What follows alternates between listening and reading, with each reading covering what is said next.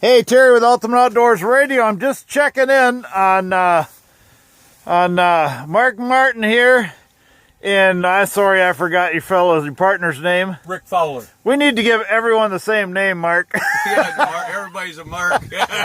Hey, so what's happening in this shack? Well, Rick he was jigging his jigging minnow over here, and he had a nice fish on, a really nice, bent right over.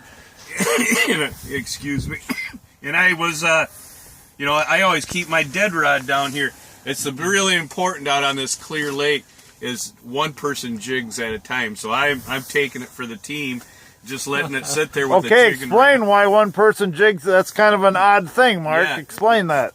Well, because it intimidates the fish, and it's so clear, they see everything, and they can't compute it. And they come in, you can see them come in, but if two of you are jigging, they take off. So if only one's jigging and one has the high rod up there, it's like a decoy minnow for pike.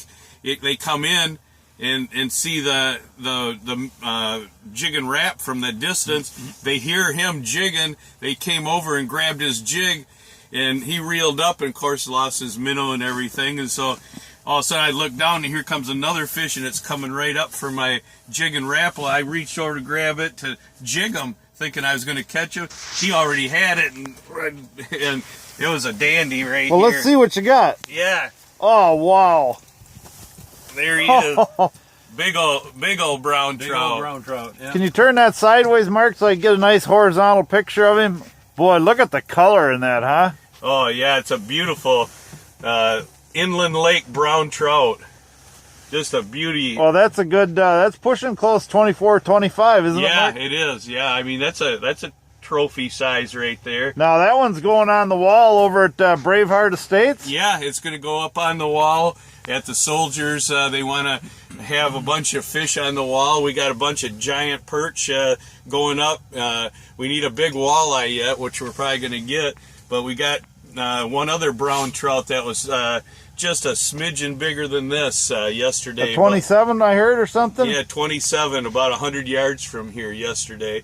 So well, that's a dandy right here. And I'll tell you what, you really have to have a Navionics chip on these lakes because of the inside turns and points. And where we've been catching them is on the inside turns and points. And if you don't have the detailed map, and you just be guessing and by gollying out here and going, no, I think I'm right in it. Well, this way you drive right up.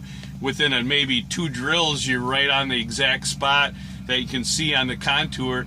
And that's how we've been catching all these fish out here. And the guys that are just guessing and by gollying and coming up and fishing around, they're not doing nothing. Everybody I talk to, Mark, it's inside turns where they're finding the fish of a point or something. Yep. Okay, well, thanks. Hey, this is Terry with Ultimate Outdoors. We're just checking in with the Mark Martin crew here, so we'll catch up. As you can see, we're spread all over this lake, so stay with us.